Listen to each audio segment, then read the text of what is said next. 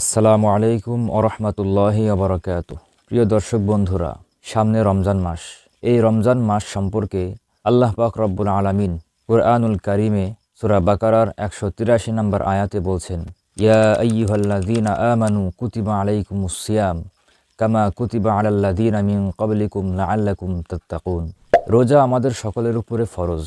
রমজান মাস হলো গুনাহ থেকে বাঁচার মাস। রমজান মাস আখিরাতের কামাইয়ের মাস।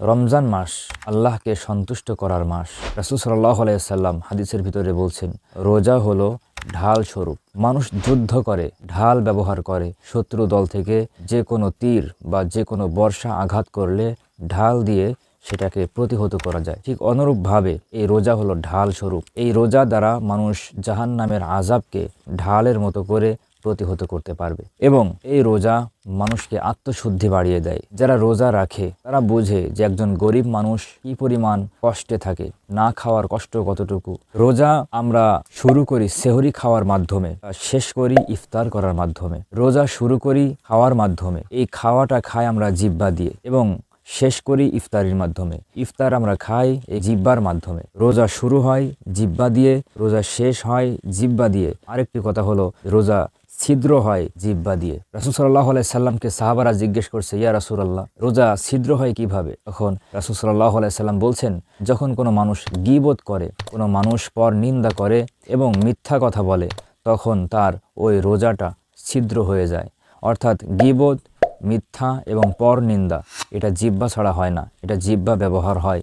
এজন্য আমাদের সব সময় এই নিজেদের জিহ্বাকে সংযত রাখতে হবে। আমরা রমজান মাসে 3টা আমল বেশি বেশি করতে পারবো। এই 3টা আমলের ভিতরে 1 নাম্বার হলো বেশি বেশি তাসবিহ পাঠ করব। তাসবিহর ভিতরে সবথেকে উত্তম তাসবিহ হলো 4টা। হাদিসের ভিতরে আসছে, আহাব্বুল কালামি ইলাল্লাহি আরবা'a। আল্লাহ তাআলার কাছে পছন্দনীয় কালাম, পছন্দনীয় কথা হলো 4টা। 1 নাম্বার সুবহানাল্লাহ, 2 নাম্বার আলহামদুলিল্লাহ, 3 নাম্বার লা ইলাহা ইল্লাল্লাহ, 4 নাম্বার আল্লাহু আকবার। এই 4টা কালেমার ভিতরে আল্লাহ তাআলার কাছে সবথেকে বেশি পছন্দের যেটা, সেটা হলো লা ইলাহা ইল্লাল্লাহ। আমরা এই তাসবিহগুলো বারবার পাঠ করতে থাকবো। জিহ্বা সব সময় এই জিকির দ্বারা ভিজায় রাখবো।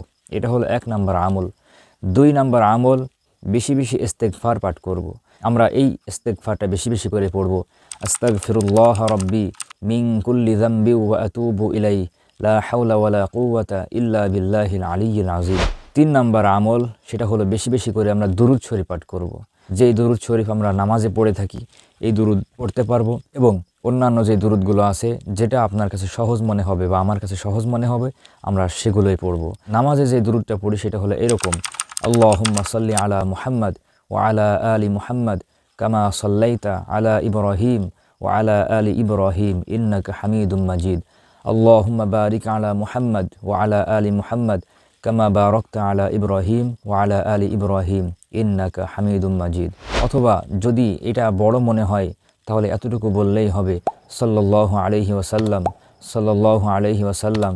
অথবা আল্লাহুম্মা সাল্লি আলা মুহাম্মাদ, আল্লাহুম্মা সাল্লি আলা মুহাম্মাদ, আল্লাহুম্মা সাল্লি আলা মুহাম্মাদ।